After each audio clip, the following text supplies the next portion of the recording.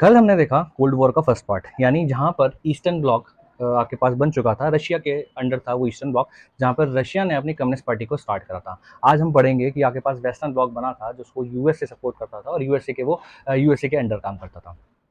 ठीक है, तो मैं आपका दोस्त हिमांशु स्वागत करता हूँ आपका स्टडी नोशन पर। अब यूएसए चाहता था कि क्या कहते हैं यूएसएसआर आपके पास स्टॉप हो जाए, तो यूएसए ने आपके पास क्या करा।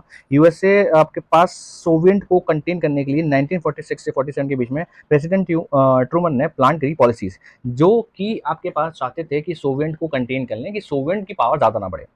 तो यूएसएसआर को ब्लॉक करना है और कम्युनिट क्या कहते हैं आपके पास जो कम्युनिस्ट पार्टी थी उसको क्या कहते हैं जितनी भी कम्युनिस्ट पार्टी फैले हुए थे उनको क्या कहते हैं आपके पास एक्सपेंशन होने से रोकना था। तो ट्रूमैन ने डॉक्ट्राइन अनाउंस करी। अब ट्रूमैन ने डॉक्ट्राइन अनाउंस करी तो ये कि उन्होंने करा कि भाई हम क्या करेंगे, हम टर्की और ग्रीस को हेल्प करेंगे, यानी मिलियंस ऑफ डॉलर हम प्रोवाइड करेंगे टर्की और ग्रीस को। अब टर्की और ग्रीस को मिलियन डॉलर प्रोवाइड करने का कारण क्या था? तो क्योंकि आपके पास अगर आप देखोगे तो वहां पर उसके ट्रेड हुआ करते थे और टर्की और जो ग्रीस थे वो यूएसएसआर के बहुत ज्यादा करीब थे। तो यूएसएसआर जो प्रेशर कर रहा था टर्की को अलाउ करना रशियन शिप बिना किसी रोक टोक के, यानी उसको बिल्कुल फ्रीली मूव कर सके और टर्कियन स्टेट से। तो जो ब्लैक सी और मेडिटेरियन सी को वो कनेक्ट करता था टर्किश, जो टर्किश के स्टेट्स वगैरह थे वो क्या कहते हैं ब्लैक सी और मेडिटेरियन सी को कनेक्ट करते थे। तो टर्किश गवर्नमेंट ने मना कर दिया कि भाई हम नहीं कर रहे आपके पास फ्रीली फ्लो अलाउड, जिसकी वजह से टेंशन और बढ़ गई। अब ग्रीस में सिविल वॉर चल रही थी ऑलरेडी। ग्रीस गवर्नमेंट जो थी वो ब्रिटेन उसको सपोर्ट कर रहा था और दूसरी तरफ थी ग्रीस कम्युनिस्ट पार्टी। ऑब्वियसली बात है, कम्युनिस्ट पार्टी तो रशिया के लिए जो फेवरेबल रहती। तो 1946 में ग्रीस ने हेल्प मांगी यूएसए से कि भाई हमको ये कम्युनिस्ट पार्टी नहीं चाहिए, आप हमको बचाएं या फिर हमको हेल्प करें। ठीक है, तो प्रेसिडेंट ट्यूमन ने क्या कहते हैं आपके पास अनाउंस करा $400 मिलियन की इकोनॉमी और military aid to Turkey and Greece. तो यहाँ से जो ट्रूमन पॉलिसी थी कि हमें क्या करना है, यूएसएसआर को और एक्सपेंड होने से प्रिवेंट करना है, कि पूरा ही यूरोप क्या कहते हैं आपके पास यूएसएसआर ना अपने कब्जे में कर ले। इसलिए उन्होंने क्या कहते हैं ग्रीस की और टर्की की मिलिट्री भी क्या कहते हैं हेल्प करी और क्या कहते हैं इकोनॉमिकली भी हेल्प करी, यानी आपके पास $400 मिलियन इकोनॉमी और मिलिट्री उन्होंने एड प्रोवाइड करी टर्की और ग्रीस को। अब मार्शल प्लान आया। मार्शल प्लान क्या था कि वॉर के बाद जो वेस्टर्न यूरोप था उसकी इकोनॉमी पूरी तरीके से कोलैप्स हो चुकी थी। बहुत सारे अनएम्प्लॉयड, मतलब ऑब्वियसली बात है कि मोस्टली पॉपुलेशन जो थी वो अनएम्प्लॉयड हो गई थी, क्योंकि पॉपुलेशन बढ़ रही है तो फूड शॉर्टेज भी रहेगी। तो वहां पर पूरी तरीके से वेस्टर्न इकोनॉमी जो थी बिल्कुल तहस नहस हो चुकी थी वर्ल्ड वॉर सेकंड के बाद। अब उनको चाहिए था कि कोई उनको सपोर्ट करे। अब ये प्लान क्या कहते हैं ट्रूमैन के जो स्टेट थे, क्या कहते हैं आपके पास सेक्रेटरी ऑफ स्टेट थे जॉर्ज मार्शल, उन्होंने ट्रूमैन से बोला कि हमें क्या करना चाहिए, कि हमें वेस्टर्न यूरोप की हेल्प करनी चाहिए, जिसकी वजह से वहां पर आके पास उनको क्या मिले, खाने को मिले, यानी फूड शॉर्टेज खत्म हो जाए और जितना भी अनएम्प्लॉयमेंट है वो भी हम क्या कहते हैं लोगों को जॉब दिलवाएंगे। अब वैसे सब कैसे हो सकता है, जब आप किसी को फाइनेंशियली एड करो। तो 1948 में यूएस सेक्रेटरी जो थे स्टेट जॉर्ज मार्शल, उन्होंने बोला कि हमें ग्रांट करने चाहिए 13 billion foreign aid to Europe countries, यानी जो वेस्टर्न यूरोप कंट्रीज है। प्लान सक्सेसफुल हुआ। यूएस का मानना था इकोनॉमी अच्छी रहेगी तो आपके पास जो कम्युनिस्ट पार्टी है वो डेवलप ही नहीं होगी। ऑब्वियसली बात है, जब सबके पेट में अन्न होगा तो वो वाला साहब ना, भूखे पेट हुए ना भजन गोपाला, तो सब न्यूट्रल हो जाएंगे। जब आपके पास पैसा पहुंच ही रहा है, इकोनॉमी बढ़ ही रही है, सबको काम चल ही रहा है, तो कम्युनिस्ट पार्टी का मतलब ही क्या बैठता। ठीक है, तो प्लान सक्सेसफुल हुआ। यूएस का था कि क्या कहते हैं जब इकोनॉमी अच्छी रहेगी तो वो आपके पास डेवलप ही नहीं होगा communist party.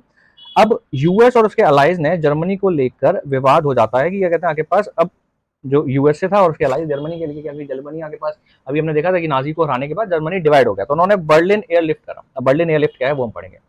France, Britain, USA decide करते हैं कि वो अपने फोर्सेज जर्मनी से बुला लेंगे 1948 में और उनके ऑक्यूपेशन जोन को खोल देंगे और वो अपना नेशन खुद बना सकते हैं, यानी जर्मनी अपना नेशन। क्योंकि उसको बहुत ज्यादा क्या कर दिया था कि बहुत ज्यादा प्रेशराइज कर दिया था, क्योंकि पहले भी जब वियना ट्रीटी हुई थी तभी जर्मनी को बहुत ज्यादा प्रेशराइज करा।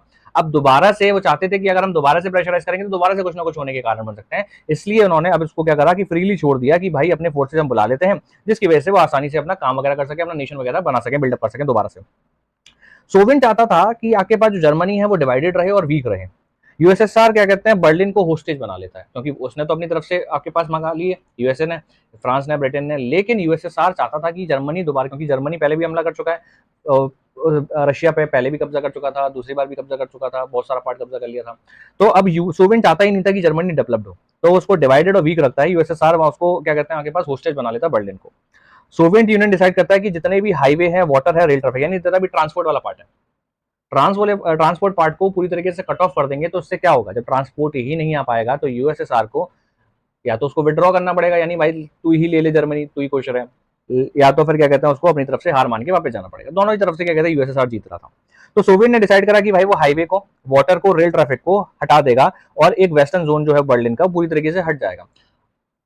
स्टालिन को लगता था कि अगर ऐसा हुआ तो क्या कहते हैं वेस्ट बर्लिन को सरेंडर कर देंगे या फिर जर्मनी क्या कहते हैं दोबारा से रीयूनिफाइड का आइडिया छोड़ देंगे कि जर्मनी को रीयूनिफाइड करना ही नहीं है। लेकिन ऐसा नहीं हुआ। यूएसएसआर, ब्रिटेन, इन्होंने क्या करा, फूड सप्लाई करना स्टार्ट करा और भी जो सप्लाईज थी वो उनको देना स्टार्ट करा एरोप्लेन के थ्रू।